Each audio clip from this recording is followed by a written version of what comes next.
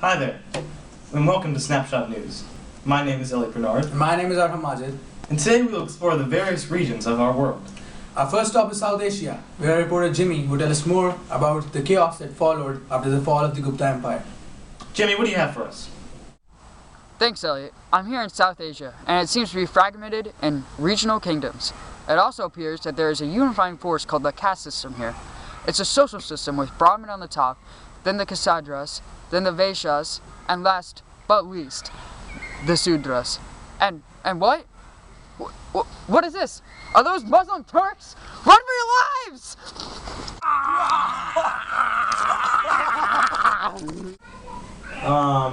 We'll check back on that later. Meanwhile, in an area east of Jimmy's location, the rebirth of a previously incapable center of civilization is occurring. Now we will meet Bobby in Tang Dynasty. Well, how is it going, Bobby? Great, thank you, Elliot. Well, I'm here in the political center of Tang, China, where trading activity is just through the roof right now. I have been given permission to explore one of the most important government buildings to find out Tang's China's success.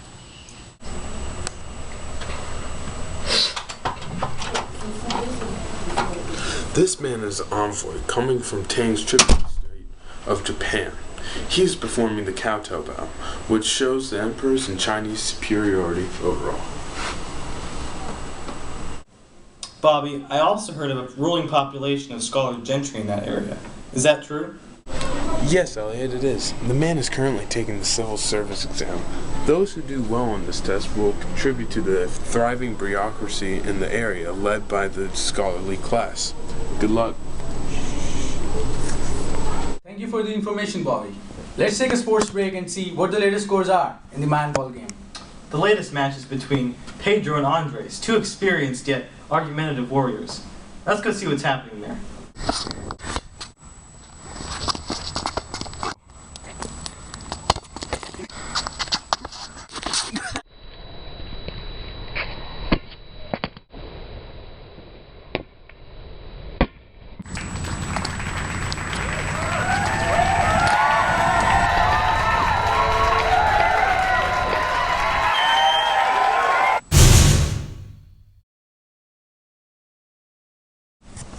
Sorry about that disturbance.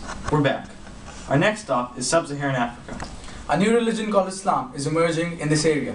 Jimmy is reporting from Ghana, where he will investigate how this region began to prosper. Yes, Aram. A new relationship between elites, such as the king and merchants, has emerged.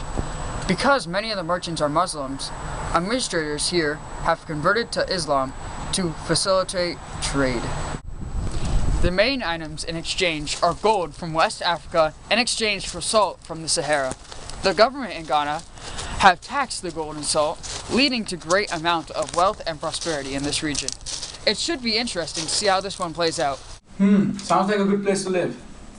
Now we'll head to the dark ages of Europe, where the future is not so bright. We'll meet with Charlemagne, Emperor of the Holy Roman Empire. Bobby's going to interview him. Hello there, Bobby.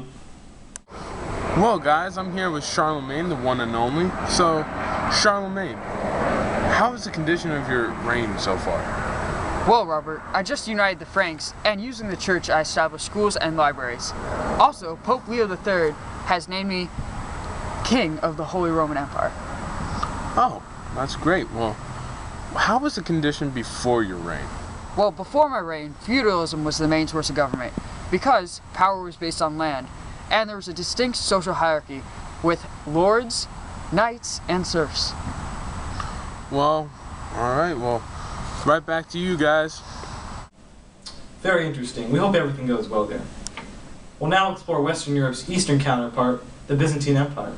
Before learning about that area, let's first explore a map of the empire under Justinian the Great Emperor.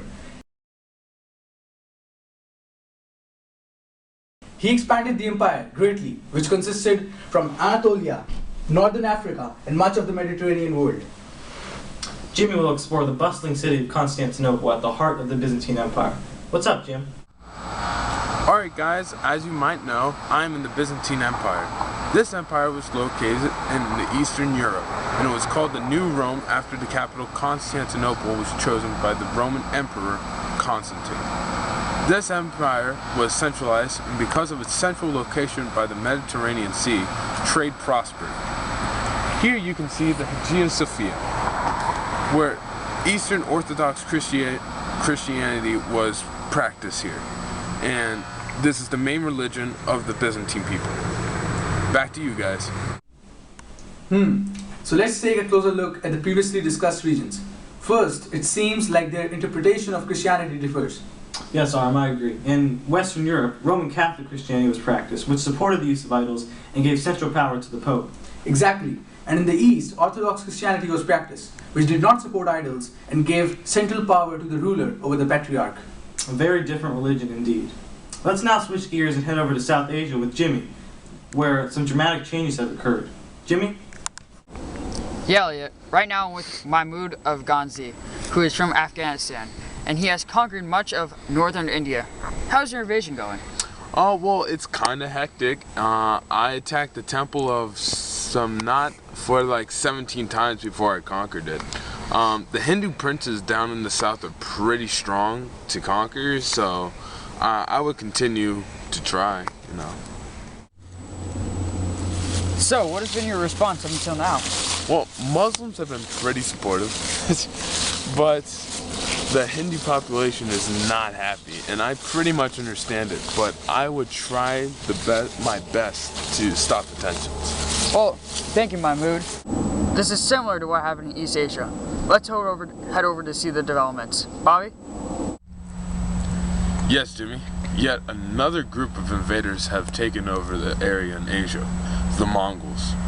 This group has implemented many changes into the Chinese government. For example, the scholarly gentry areas in the Tang dynasty have been replaced with the Yuan dynasty, where the exam system has ended. There are some upsides to this dynamic. However, as trade continues to flourish with the Pax Mongolica, this is the period of peace. During Mongol rule, that's characterized by a mass exchange of ideas and goods via the Silk Road, it's said that anyone could cross that Silk Road safely under the Mongols' protection. Back to you guys. That is a relief after the terrible invasion that area experienced from the Mongols. I've also heard that the Kingdom of Mali in sub-Saharan Africa is doing quite well. Their leader, Mansa Musa, has been influential in the road to success. Jimmy's over there right now to cover it. What's up, Jimmy? Thank you, Elliot. I'm honored to be able to interview the great king Mansa Musa, who has impacted this region greatly. Now, Mansa, how have you made your kingdom so great? Well, Jimmy, my conversion to Islam has led to relationships with North African merchants, and by taxing trade, we have become rich. In addition, I have gathered many scholars after my pilgrimage to Mecca and made education a top priority. Building university and libraries in Timbuktu was also something I did. I've heard some interesting stories about your pilgrimage. Can you elaborate on that? Well, let's just say I was trying to be kind, distributing tons of gold to people, but in some cases the wealth sent them into a terrible debt. A shame for someone so kind. Thank you, sir.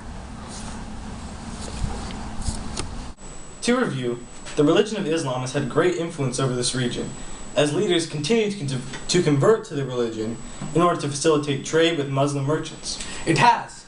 Also, it seems that education was more prominent in Mali compared to Ghana, as Mansa Musa described his buildings of madrasas and the influence in the education center of Timbuktu.